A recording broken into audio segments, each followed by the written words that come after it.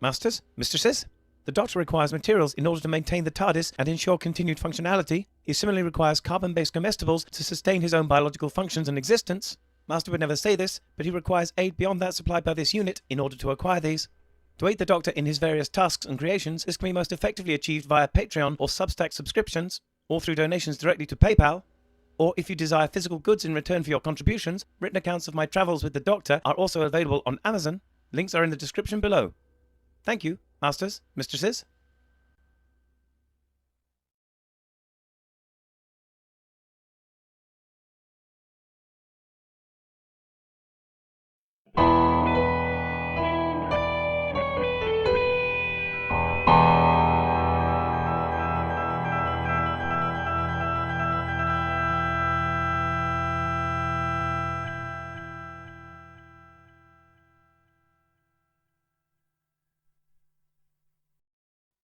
Hi, Dr. Alex here, and welcome to episode 2 of Beyond the Horizon. Now, I'm not going to go into a recap of why I was making the entire series Beyond the Horizon in the first place here. For that, you're going to have to just go and watch episode 1, where there's a lengthy discussion of why I'm bothering to make this series in the first place. And I'm just going to leap straight into discussing and introducing episode 2 of Beyond the Horizon, in this case, Atlantis Reborn. Now, because of this, it will necessitate going back and talking about one or two things from the first episode anyway, because the two episodes are linked together. Atlantis Uncovered and Atlantis Reborn were a very rare Atlantis double episode, both discussing the origins of the Atlantis myth and the modern resurgences in that myth over decades covering the latter half of the 20th century, mostly, and some of which now persist even into the 21st century.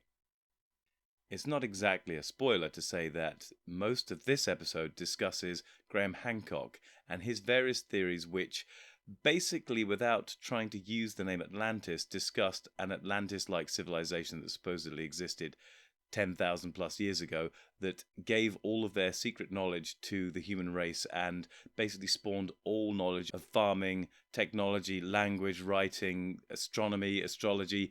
Everything all came from this one civilization that was not called Atlantis. I have to stress this because the name is very important. And the musings of Graham Hancock first came to my attention and my friends when we watched his series on Channel 4 in 1998 when it was first broadcast. Me and my friends were not exactly archaeologists. We did have some basic training in scientific methodology to a degree, or logic and reason in their applications, but none of us were experts in the field. I was not the doctor that I am now, and so I didn't even have that title. But I had some basic schooling in the scientific method, as had my two friends and colleagues, John Binns and Hugh Wilkins, who we were sharing a flat at the time, and we're actually all co-writing Doctor Who stuff as well, weirdly at that time and beyond. Nevertheless, all three of us were shouting at the television with Graham Hancock's series running because it just contained so many logical inconsistencies, statements made in the face of evidence, not just without evidence, but contradicting evidence that was readily available. And we were just pulling our hairs out saying, how could someone get an entire television series given to them off the basis of such flimsy, if not fanciful and simply imagined fantasies about how the human race has developed over the millennia? And as I say, we were bemoaning the state of science, history, and archaeology TV programming at that time and thinking, this is it, this is the end of intelligent programming, full stop. Then, within a year, Horizon produced this double episode, which restored my faith in intelligent scientific and historical programming on TV. Now, it turned out that faith was only to be restored until 2012. For more details on that, see the video When the BBC Became Worthless. But at least from 1999 until 2012, we had good science programming that was willing to highlight any dubious or completely spurious arguments in support of fanciful ideas. In short, this episode effectively highlights the flaws in Hancock's theory and even the basic reasoning and diligence behind his work.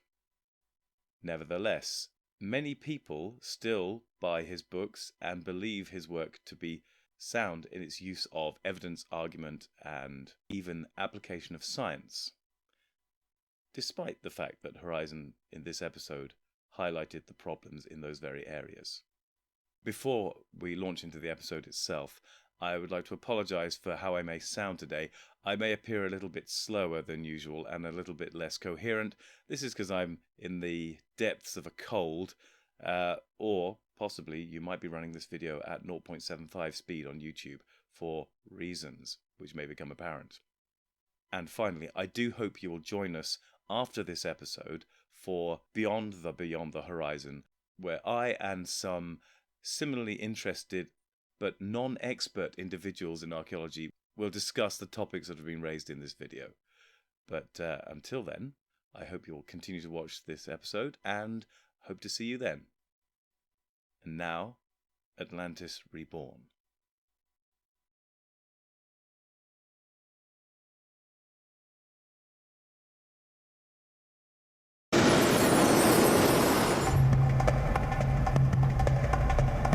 Graham Hancock is determined to rewrite history. His books about the ancient past have sold in their millions, making him a leading figure in a group of influential and radical authors. Hancock has a huge following who believe passionately in his controversial views that civilization was invented by a godlike people, ignored by orthodox historians. It's possible we may have lost, from the record, an entire civilization.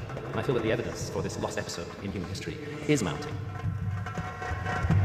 We have lost civilizations. The Minoans, in part. I mean, we don't have full access to their language because we can't translate their written language, Linear A, which would unlock vast troves of information about their culture and society, although we do have, obviously, other people's accounts in part, like the Egyptians, and we have their surviving frescoes and paintings of their culture, but the language is lost. And the culture of Göbekli Tepe, which you should watch this video here, where an actual archaeologist who's worked on the site will talk about it, was entirely lost until the site was rediscovered by archaeologists. And I feel I have to labour this point. That civilization was rediscovered by archaeologists. And that civilization was still relatively primitive. And they did not pass complex technical, literary and scientific knowledge onto the rest of the world and all the cultures that followed. According to orthodox archaeology, various Stone Age peoples slowly evolved complex cultures in different parts of the world. 13,000 years ago, groups of hunter-gatherers began to settle and to farm.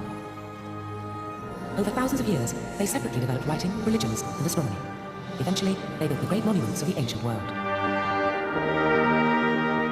But not everyone was satisfied with the archaeologists' explanation. For them, there was a tantalizing mystery.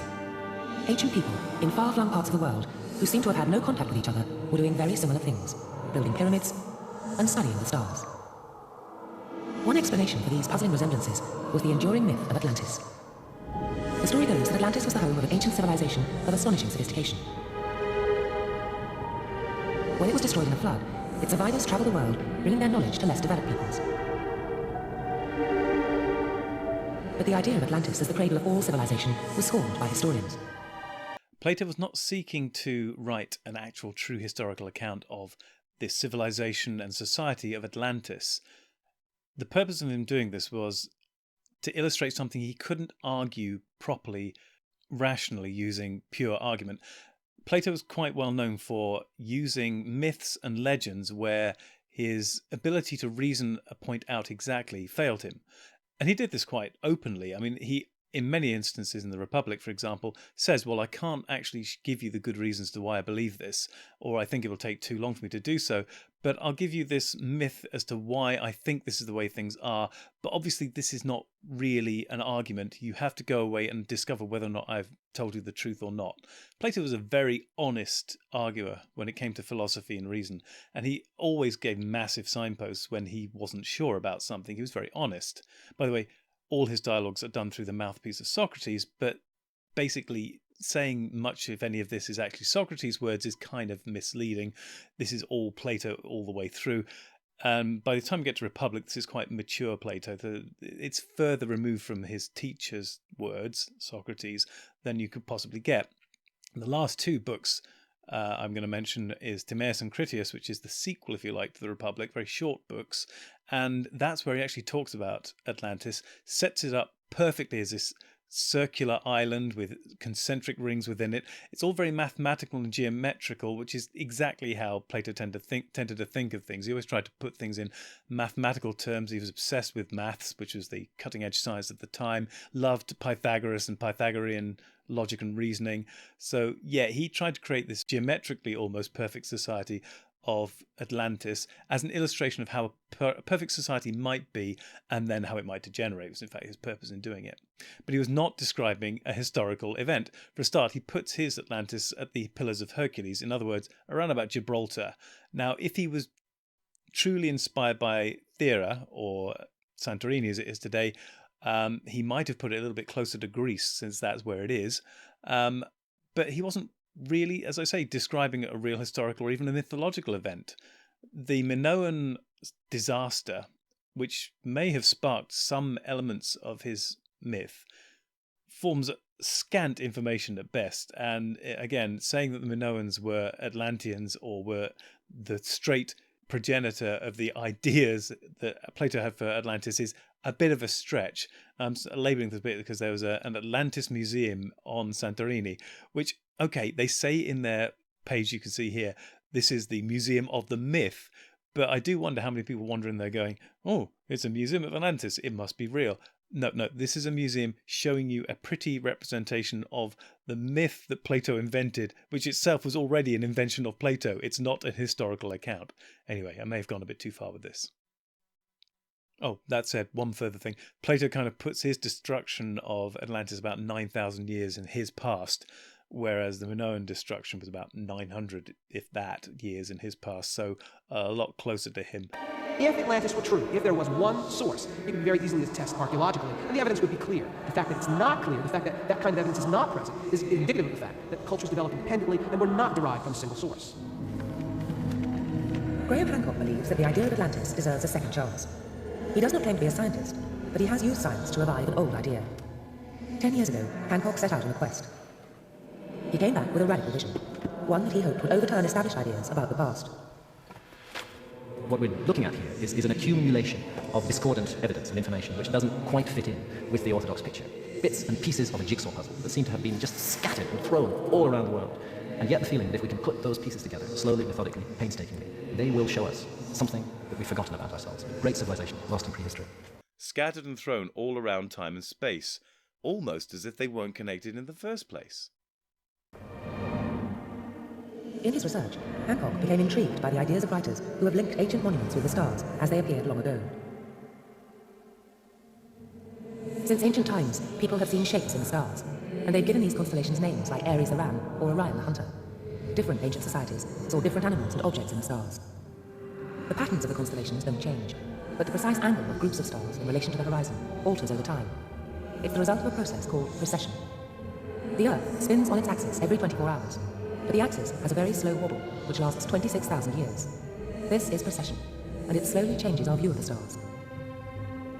It means that their position in the sky is unique to different moments in time. Astronomers have calculated the slowly changing position of the stars back in time. Using an astronomical software program, Hancock made an intriguing discovery. Some of the wonders of the ancient world appear to mirror the stars at a precise moment in the past, 10,500 BC. It was a date that was to assume an extraordinary significance for his theory.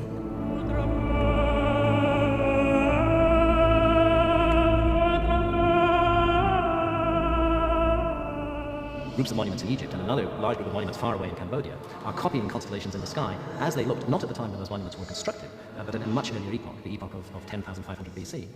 Already me and my friends were doing shouting at the screen in Hancock's series by this point. We knew there was an enormous time difference between 10,500 BC and the pyramids. Also, we knew extensive writings, etc., existed from the period of the construction of the pyramids.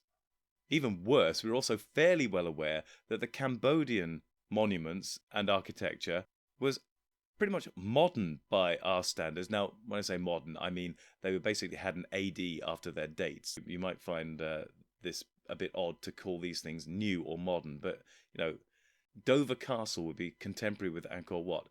We don't really in this country consider Dover Castle to be particularly ancient. Or for a different example, the Taj Mahal is not that old, really. We knew the Cambodian temples were relatively young compared to, say, even the Egyptian pyramids. So having them linked with something from 10,500 BC was absolutely ludicrous to us. And this was us as normal, average Joes with our scant knowledge of history and archaeology that we did have. And we were aghast that Channel 4 had commissioned a series based upon this obviously nonsensical reasoning. And also with our vague understanding of astronomy, which we shared, we also knew that certain constellations were not known in certain parts of the world. And even though we weren't entirely certain, by the time Horizon showed the episode, we were, that the constellation of Draco had no equivalent in Cambodian astrology. So this just made no sense. In other words, if looked at from above, groups of monuments mirrored the unique position of the stars as they looked at that crucial moment in the past. For Hancock, the implications were stunning. We are looking at the vestiges of an ancient worldwide religious system, a sky-ground religion. The essential thing that it had to do was to build architectural copies of groups of stars in the sky, and we're looking at the vestiges of that system spread out around the world. So the essential thing it had to do was wait 6,000 to 10,000 years, passing on its sky-ground religion verbally, while recording nothing in writing or art for all that time, and then when the time was right, but not necessarily the same time in every different place, say, go! And start building rough sketches of constellations roughly where they were in the sky 6,000 plus years before.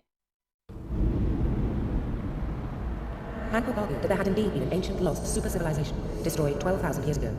Its survivors brought civilization to a Stone Age world and a map of the sky as it looked in 10,500 BC. It became a blueprint for future generations around the world who built monuments to mirror these ancient patterns of stars. Hancock could revive the old idea of Atlantis with a difference. I avoid using the word Atlantis in my books, because most people, when they hear the word Atlantis, immediately think that they're dealing with the lunatic fringe. I don't feel that I belong to a lunatic fringe. I don't want to use the word Atlantis because I don't want to be included in the lunatic fringe. What's in a name? A rose by any other name would smell as sweet. When Hancock published his theory in 1995, it caused a sensation. 5 million copies were sold around the world. The impact of his book rivaled the spectacular success of Eric von Daniken's Chariots of the Gods, published in the 1970s. Von Daniken explained the birth of civilization as the result of visits from alien astronauts. Other books by Hancock followed, every one a bestseller. His success has been crowned by a major television series which reached 10 million viewers. Hancock is now part of a growing movement of radical, alternative historians. These writers have become hugely influential. No mainstream archaeologist ever reaches such a wide audience. But for academics, their ideas are heresy. Certainly one thing they're doing is selling a lot of books. There's a long and ignoble history of this sort of thing, and I view it as merely the latest incarnation of somebody obviously quite fascinated by the past, a popularizer of the past, but someone who doesn't want to adhere to the scientific method. It is inevitable that this is a threat to orthodox views of the past. It can't simply be accepted by a historian that the whole burden of his work over many, many years is wrong. A threat. Only to logic, reason, and the requirements of evidence. And archaeologists are threatened by the mighty Hancock only inasmuch as he's ignoring the carefully acquired evidence they have uncovered and encourages his less than critical readership to do the same, encouraging ignorance.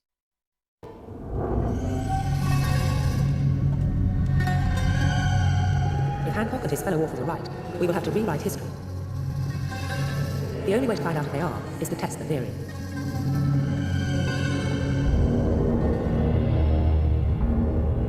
It is ancient Egypt that provides most of these writers with their key evidence. In particular, the pyramids, built 4,500 years ago on the Giza Plateau near modern Cairo. According to Egyptologists, those pyramids are tombs, and tombs only. They have no other function whatsoever, and they were built to serve as the tombs of 3 pharaohs of the 4th dynasty, Khufu, Khafre, and Menkaure. And that's the end of the story, really, as far as Orthodox Egyptology is concerned. I think there's room for a reconsideration of what the pyramids might be. And in order to reconsider that information, I think it's very important that we take astronomy into account.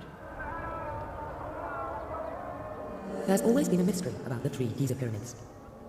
Looked at from above, they form a perfect diagonal, but with a third, smaller pyramid that is offset. Many have been baffled by this curious imperfection, but now there is a new explanation.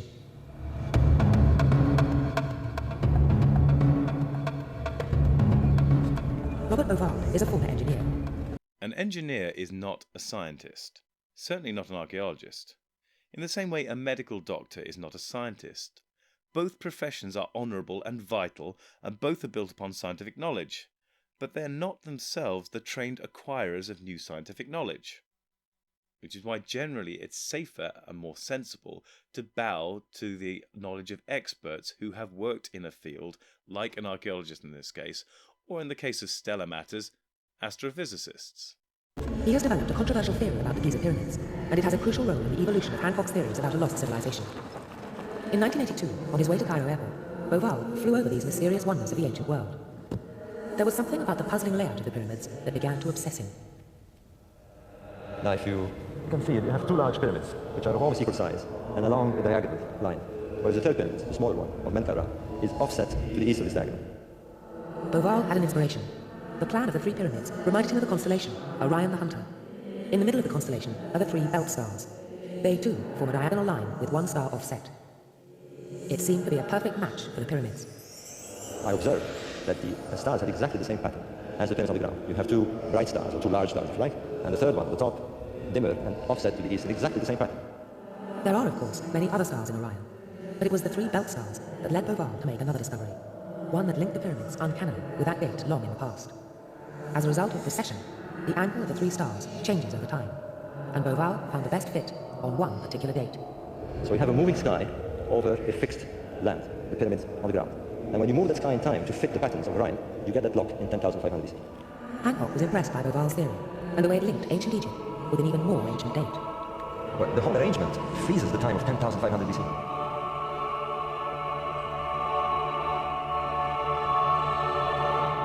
This is basically tuning. You want them to line up, so you tune the facts, messing with your astrophysics program, until they do. 10,500 BC. That works. So does 36,500 BC. Maybe the sky-ground religion started then. Or 62,500 BC. Or maybe the religion is relatively new. Maybe it started around the time of the construction of the pyramids to foretell of some momentous future event.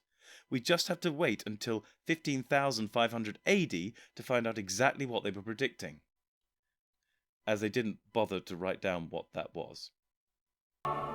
In his television series, Hancock showed how Beauval's idea works. The pyramids form a precise 45-degree angle with a line running north-south, and the three stars form the same exact angle in the sky on only one date, 10,500 BC. For Hancock, Beauval's findings seemed like compelling evidence for a lost civilization. I accept Egyptological opinion.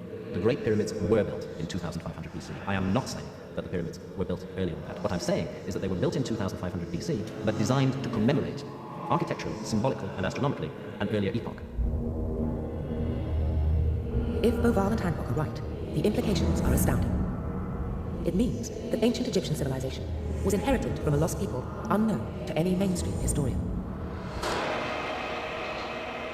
One astronomer took a keen interest in Beauval's theory, Ed Krupp. He quickly became troubled by Beauval's claims. When the Orion Mystery came out, my curiosity was naturally aroused. Anybody comes up with a good idea about ancient astronomy, I want to know about it. And as I'm going through the book, there was something nagging. In the Orion Mystery, there's a nice double-page spread. And anybody looking at this would say, Giza pyramids, belt of Orion, one kind of looks like the other. You got three in a row, slanted, you got a map. And what I was bothered by turned out to be really pretty obvious. In the back of my head, I knew that something was wrong with these pictures. And what's wrong with these pictures in their presentation is that north for the constellation Orion is here at the top of the page. North for the Giza pyramids is down here. Now they're not marked, but I knew which way north was at Giza, and I knew which way north was in Orion. To make the map of the pyramids on the ground match the stars of Orion in the sky, you have to turn Egypt upside down. And if you don't want to do that, then you got to turn the sky upside down. But Hancock and Beauval reject Krupp's analysis. They point out that Orion can only be seen by looking in a southward direction. So you look at south and correlation, and therefore the natural tendency is to draw what you see in that direction, and you will come up with looking at three stars in that pattern, and three dots or three pyramids or three marks in the same direction. If you choose a time when Orion is at its highest point in the sky, looking south, high over the pyramids, there is an apparent match, and Beauval and Hancock's view seems convincing. There's no other way you can draw them except in the way that the pyramids lie on the ground today. You can't do it in any other way. If you're extremely pedantic and believe that the ancient Egyptians' priesthood was a group of narrow-minded bureaucrats determined to follow procedure above all else, then it's true that the northernmost star is depicted in the southernmost place on the ground, and the southernmost star in the northernmost place on the ground. And this is what aircraft is getting at. But if you regard it as a work of symbolic and religious art meant to copy on the ground what the observer sees in the sky, then there's just no other way you can make it than the way it is made. But there's evidence that the Egyptians may well have seen it another way, perceiving the sky as forming a canopy over their heads, with north in the sky matching north on the ground, and the top of Orion thus pointing north. The pyramids are set out facing precisely north, south, east and west, and research suggests they were aligned using the north polar stars. And also, there are shafts built through the north and south sides of the Great Pyramid, which point directly to stars in the north and south of the sky, indicating that the Egyptians clearly linked directions on the ground and in the sky. That locks the pyramid's north side and south side to the north side of the sky and the south side of the sky. That means the Egyptians, in building and laying out the pyramids, said, we know where north is, and we care about it because we've incorporated it into the architecture. The Egyptians were perfectly capable of drawing the pyramids right if they wanted to. If they wanted Orion's belt to look like Orion's belt on the ground and match up with the north and south sides of the pyramid, they could have done that. So, Egyptian priests were extreme pedants apparently then. Or to word it differently, had a high regard for accuracy in both their constructions and their cutting-edge and remarkably precise astronomical knowledge at the time. Don't diss the ancient Egyptians. Those shafts were accurate to within millimetres to ensure they pointed at the right stars at the right time, and not where they were 10,500 BC, by the way. But whether or not the Egyptians cared about matching north and south in the sky and on the ground, there are other problems. There are 13 other stars in Orion. None of them match pyramids. There are over 75 other pyramids in Egypt, and among them all, there are no convincing matches with stars. But Hancock and Boval still stand by their theory. I don't need every pyramid in Egypt to map a star in the sky. The people who built these monuments were making a grand symbolic statement that was supposed to be understood on an intuitive and spiritual level. Maybe they only cared about belts.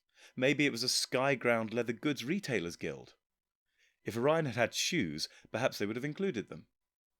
It is hard to invest a lot of intellectual effort into 3 stars in a row and 3 pyramids on the ground.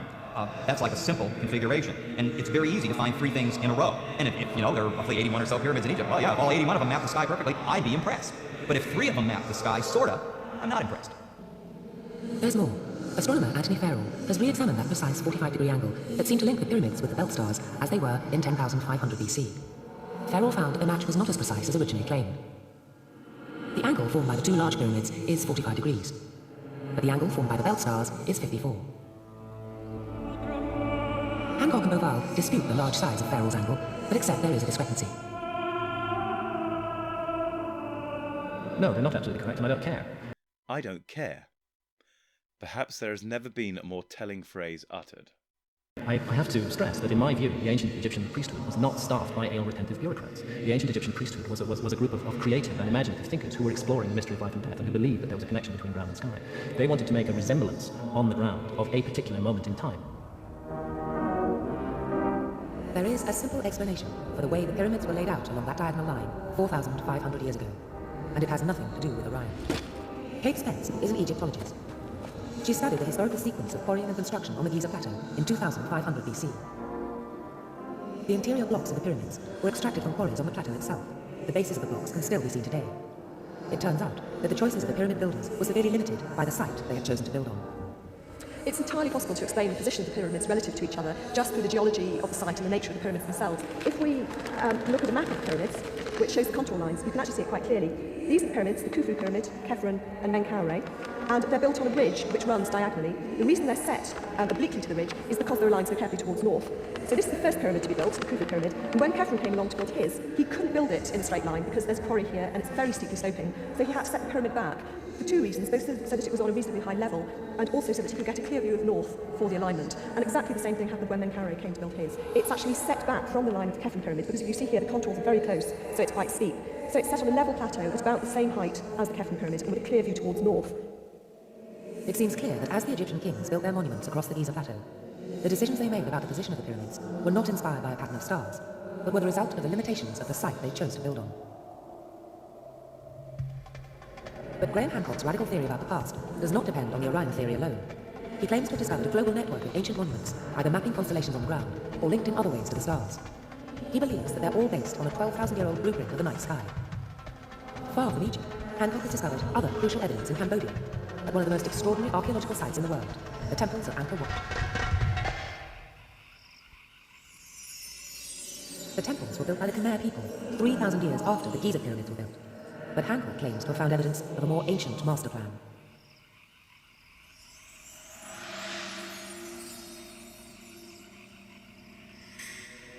There's a similarity, a very strong similarity, between the pattern of the temples on the ground and the pattern of the stars in the constellation of Draco, one of the great northern constellations. Quite simply, if you take a map of the temples of Angkor and join the dots to connect up the different temples, you find that you have drawn out on that map the pattern of the constellation of Draco.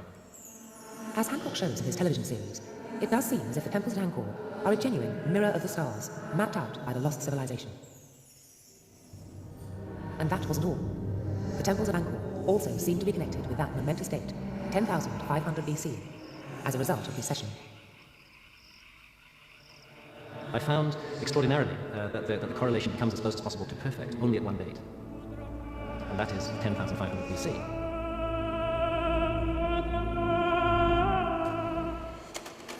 In his television series, Hancock refers to the work of one of the world's leading experts on Angkor, Eleanor Manica. She has spent 20 years surveying and mapping the temples, and now she's examined Hancock's theory in detail. This hypothesis is based on the fact that certain temples are placed in their position because they have to follow a pattern that evokes the constellation Draco. So if we look at this, we see the beginning apparently is the head right here at Angkor Wat. And the pattern goes from there up to Phnom Baking, which is this enormous central mountain. Then it travels up here to Prasat Antietam, and then it goes over here to Prasat Pitu, and from Prasat Pitu it goes to Preah Khan, and then it goes to Takayo, then it goes to Taprom, out here to Bantier Samrit, built in the 12th century. I see a vague resemblance, of course, because it goes up and down and off, but actually the tail of Draco goes way up, like this. It doesn't just go off like that. When examined closely, the actual match between the temples and the constellation is not at all precise. Does Hancock have an answer? There's a rather good correspondence. By no means absolutely spot-on accurate, but a rather good correspondence between the stars in the sky and the temples on the ground. When you bear in mind that these temples were constructed across hundreds of square miles of really very dense jungle, something like 1,000 years ago, when there was no ability for the builders to get above their subject and check that they were achieving a perfect design, I think they did a very good job. But surveying has never depended on viewing from above. It's all done by measuring distances and angles on the ground. Manica's investigations show that the Khmers must have been expert surveyors. Such is the precision of their work that she's convinced that they could have accurately laid out and built any pattern they wanted. And there is good evidence which reveals why the Khmers placed the temples where they did. Certain of these temples within this so-called constellation here are where they are for very clear-cut historical reasons, referred to in inscriptions, very obvious reasons. For example, Baking, which is located here on top of the central hill at Angkor, had to be the place where the king put his royal temple, because nothing else was so prominent at the site. Up here at Preah Khan, there was a very bloody battle around 1190. That's why Preah Khan is here. It couldn't be anywhere else. It had to be here because the battle was here. Manica discovered that the position of every one of the temples included by Hancock can be explained in similarly well-documented ways. Hancock includes only 10 temples in the shape of the constellation Draco. But investigation of the Angkor region has revealed that there are more than 60 temples. It seems arbitrary to choose so few out of so many. The correlation he has found begins to look more like coincidence than planning.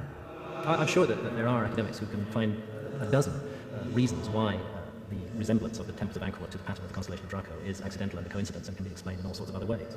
Academics. The word academics is issued as if it's a dirty word. But all that word means is that they've had training and expertise working in a given field, for example, archaeology or physics. In the same way that Hancock has training in journalism. But I've put forward my case in as much detail as I can in my work. I think there is a striking resemblance between the basic pattern on the ground and the pattern of the constellation in the sky. But there is a final problem. Although Hancock believes that Khmer based their cherished temples on the constellation of Draco, strangely, it is not mentioned in any of their inscriptions. Draco had nothing to do with the culture whatsoever. I mean, there's no reference to the constellation in any inscription. There's no reference to it whatsoever, in any way. No Draco. Unfortunately, ancient Egypt and Cambodia are Hancock's most important pieces of evidence that monuments mirror an ancient blueprint of the stars. His claim seems flawed. and Horizon has made a discovery which further questions his basic theory.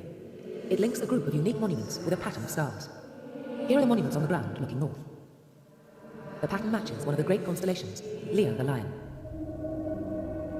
These are the monuments: Grand Central Station, the New York Public Library, Macy's, Madison Square Gardens, the Central Post Office, a theatre, a university, Times Square, the Rockefeller Center, and a police station. The monuments are, of course, in Manhattan. The Leo Master Plan doesn't account for every Manhattan landmark, but using Hancock criteria, it doesn't have to. As long as you have enough points, and you don't need to make every point fit, you can find virtually any pattern you want. But Hancock does offer other kinds of evidence for his theory. I'm already convinced about the existence of an ancient worldwide religious system which must have emanated from a remote, lost source. But I need to convince others, and the best way to do that is to produce artifacts and evidence that are 12,000 or so years old, and which therefore fall outside of the framework of Orthodox history. There are two far-flung monuments that Hancock claims were actually built by the people of the lost civilization. One is the ancient city of Tiwanaku in Bolivia, the other is the Egyptian Sphinx. The Sphinx was carved out of the limestones of the Giza Plateau. Mainstream archaeologists think it was built 4,500 years ago, but Hancock believes it is 12,000 years old. Some of his evidence is again astronomical. The constellation Leo rose above the horizon directly east of the Sphinx in 10,500 BC, but there is no evidence that this constellation was recognized by the ancient Egyptians. But Hancock also claims there is geological evidence. Egypt has had a dry climate since the time the pyramids were built, but the Sphinx and its surrounding enclosure are deeply eroded. It has been argued by Hancock and others that the erosion was caused by heavy rainfall, and that this means the Sphinx must have been carved many thousands of years earlier than we thought, when the climate was wetter.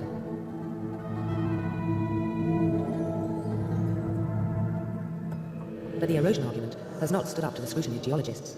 Erosion on the Giza Plateau does not depend on water. The Giza limestones contain salts, and these have proved to cause destructive levels of erosion in very short periods of time. There is no hard evidence that the Sphinx is any older than the Orthodox date. Hancock has also focused on another monument, thousands of miles from Egypt, in South America. High in the Bolivian Andes lies Lake Titicaca. 9 miles to the east is one of the most mysterious ruined cities in the world. It is called Tiwanaku. Archaeologists think that this was the capital of a South American empire that began to flourish nearly 2,000 years ago. But the identity of the people who created Tiwanaku remains a mystery. Whoever they were superb stonemasons, creating temples and monuments using immense but precisely carved blocks of stone. For more than a century, Tiwanaku has attracted fabulous explanations. As to who would have built Tiwanaku, what we might be talking about is the survivors of the lost civilization, people who had moved into the mountains to create a new settlement, to try to preserve something of their culture, something of their traditions, something of their religious ideas. It's a very late settlement for Atlantis survivors around the BC to AD transition, i.e. practically yesterday. For evidence, Hancock turned to the writings of Arthur Poznański, who thought Tiwanaku was the cradle of ancient American civilization. He stumbled on the site at the turn of the century and became a self-appointed expert. Poznański claimed Tiwanaku was an ancient astronomical observatory. He believed that particular stone blocks had once been positioned to face the sun as it rose above the horizon at the winter and summer solstices. But like the constellations, the position of the solstices changes very slowly over time, and Poznański found the best match between the stone blocks and the rising sun 12,000 years ago. Arthur Poznański, who was by no means a favourite with Orthodox scholars, but did spend 50 years of his life studying Tiwanaku from the early 1900s up until the 1940s, made a very strong case that the alignments, the original alignments of Tiwanaku had been set out at a time when the rising point of the sun was quite different from where it is today, the winter and summer solstices, and he dated that approximately to about 12,000 years ago. Using Poznański as a source is like using Ignatius Donnelly. We wouldn't use these archaeologists of their day as sources because the techniques, the good practice and the technology that we have today wasn't available then. So citing or relying upon them as your evidence for civilizations of the past is just not on. As I say, one of the reasons this is not acceptable is because we now have carbon dating, as I said here. You might think about how are you carbon dating all of these stone sites all over the world? Well, you can carbon date things which are near stone, even though if you can't carbon date the stone itself, which you normally can't. You look at things which are buried under the stones and you carbon date those. So things which are presumably buried when the stones were put in place. By the way, when it comes to Sir Arthur Evans and Knossos in Crete, there is a problem with that because he reconstructed half of the buildings as he was investigating and uncovering Knossos for the first time. That said, you can still carbon date Knossos and Crete. You just find a bit that has not been reconstructed, which a good experienced archaeologist can work out, and you look for stuff buried under the stones in those cases and then carbon date that. So yeah, carbon dating is a well-established technique and has been well, since the 1940s when it was invented. For more details on carbon dating, have a look at this fantastic SciShow overview of carbon dating and how it's used in archaeology. But how good is the evidence that Hancock relies on? Has Poznański's work stood the test of time? Tiwanaku is in a ruinous state. Its great blocks lie shattered and fallen. That's because in the 17th century, the Spanish conquistadors arrived in this region of the Andes.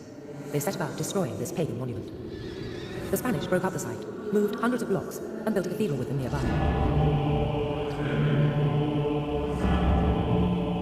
No one knows where many of the remaining blocks were originally positioned. Poznański could only guess that they might once have been aligned with the rising sun. Yet this was his most important evidence. Poznański died in 1948. That means he missed a revolution in archaeological science, one that might have changed his mind about the age of the site. Carbon dating is a method that has provided increasingly reliable dates for archaeological sites all over the world, including Tiwanaku. Carbon dates for the Great Stone monuments show they are less than 2,000 years old. Graham Hancock disputes their age because carbon dating can't date the stone itself, but only organic remains like bone or charcoal found in association with the stone. He regards this association as unreliable, although the method has been tried and tested at sites throughout the world, and at Tiwanaku, archaeologists are confident of the link. But anyway, here, archaeologists have dug deeper than the stone structures. The earliest signs of any human habitation, probably a small village, easily dated from organic remains, are just 3,500 years old, nowhere near 10,500 BC. So how does Hancock deal with this information in his most recent book? I'm not required to be encyclopedic. In Heaven's Mirror, there is no representation whatsoever of recent carbon dates for Tiwanaku. I simply didn't discuss it in there. Ignoring carbon dating is worse than cherry picking in terms of selecting which data you like and which you don't. It's actively ignoring evidence. It's the I'm putting my fingers in my ears, la la la, I can't hear anything methodology of research. So he's not required to be encyclopedic, in spite of the fact he's written an encyclopedia-like quantities of literature on these subjects. Now, to be fair, as a researcher in cosmology, for example, I didn't have to be encyclopedic in my knowledge of cosmology, but I did have to have a good or reasonably good grasp of an overview of the entire topic of cosmology. But I didn't have to be encyclopedic about every aspect of it. But I did have to be encyclopedic about the thing I was writing about, which in this case is what Graham Hancock is doing, writing about stuff. So yeah, I would expect him to have an encyclopedic knowledge about the thing he's actually putting down on paper as his words and his knowledge. In my case, I had to have encyclopedic knowledge about the specific thing I was researching because, one, the paper that I was writing had to then be published and go through peer review. Other people who are experts in the field would read it before the journal would accept it for publication. And the second reason was, of course, that I would be examined and grilled on the very work I produced by well-established academics in the field who were my examiners in order to be finally awarded my doctorate in my subject. Graham Hancock, of course, doesn't have to undergo peer review, doesn't have to undergo rigorous academic examination of his work. All he has to do is please his publisher, presumably, and his editor, if he has one, in order to convince them that his work is publishable, and presumably then only from a will it sell and make money point of view rather than accuracy. There is no hard evidence that survivors of a lost civilization built Tiwanaku or the Sphinx 12,000 years ago. But there is one other way Hancock could change our view of the past, and that is to find the home of the lost civilization. It would be the find of the century, the real Atlantis. Hancock has made an astonishing suggestion about where it could be. Antarctica. He has claimed that Antarctica was once in a warmer region and home to the lost civilization. 12,000 years ago, he argued, a massive shift in the Earth's crust thrust Antarctica to the South Pole, where it became icebound. On the subject of when the South Pole was green, I recommend this fantastic PBS Eons video on exactly that subject, and I think you'll find that it was not green by the time modern humans arrived on the scene several 100,000 years ago.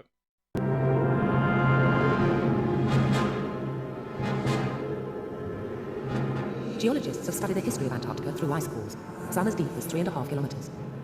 Ice cores are like tree rings, and they can be used to work out the history of the ice sheets. The scientists' work shows clearly that the ice has been here for over 400,000 years. It would have been hard to survive here in 10,500 BC, let alone create a sophisticated civilization. What I've come to realize as my research has gone on, in a sense, is that I don't need Antarctica, and therefore I don't need to propose a radical revolution of geological ideas in order to explain a lost civilization. Hancock now believes we've been looking in the wrong place. The lost civilization was underwater all along. This is the Yonaguni Formation. Discovered in 1987 by a Japanese fisherman, it lies under 5 meters of water at the end of the Japanese island chain. It appears to be a series of steps and pyramid-like structures. Could this be the remains of a city lost 12,000 years ago? It looks like a monument. It has very curious features. It has a series of steps and terraces cut into its side. It's oriented to the cardinal directions. It faces due south. It has a deep east-west feature running along in front of it. It bears all the hallmarks of a designed ceremonial, ritual, or religious monument. Yonaguni looked as if it could be a spectacular discovery, and Hancock needed corroboration. He invited the Boston University geologist, Robert Schock, to inspect the site. Professor Schock has taken a keen interest in unorthodox views of the past, and he welcomed the chance to examine the underwater discovery. Schock dined with Hancock several times at Yonaguni. I went there, in this case, actually hoping that it was a totally man-made structure that was now submerged underwater that dated maybe back to 6000 BC or more. When I got there and I got to dive on the structure, I have to admit I was very, very disappointed because I was basically convinced after a few dives that this was primarily, possibly totally a natural structure. I think that what Robert Schock needs to do is a lot more diving. When I took him there in 1997, September of 1997, he did 4 dives at that time, and then he went back again in July of 1998 and did a few more dives. I really feel that before anybody pronounces definitively on this monument, they should put in a minimum of 50 dives. It's well known that the accuracy of geologists is increased with the amount of water added. This is why you find so many good geologists in Wales. 50 dives. Why 50 dives? Is this the number of dives that Graham Hancock has made on the site himself? Or did he pluck this number from somewhere else? Professor Schock has not changed his mind. Isolated portions of it look like they're man-made, but when you look at it in context, you look at the shore features, etc., and you see how, in this case, fine sandstones split along horizontal bedding planes, that gives you these regular features. I'm convinced it's a natural structure. Graham Hancock is still scouring the oceans of the world for a lost civilization. He has also investigated pyramids and a giant stone face on the planet Mars. Yes, the face on Mars seems to have really faded into the background these days in the last 10-15 years or so. It must be all those pesky rovers. I assume they've just eroded them away, what with their nasty grindy wheels running all over the surface, under the eagle eyes of all the surveyors orbiting the planet. But he has yet to find firm evidence that there really was a forgotten civilization of godlike astronomers 12,000 years ago. I believe passionately that the past has been misrepresented and that people today are not being given the full picture. And I don't think that my arguments are ever going to be successfully destroyed by nitpicking. After having invested a lot of time doing what I think very few other people do, which is saying, okay, you've made this claim, let's see if it holds up. And so subjecting it to the rules of evidence. And then coming to a conclusion. My conclusion is, no, I don't think they're right. And I don't think they're right because I don't think the evidence fits the hypothesis.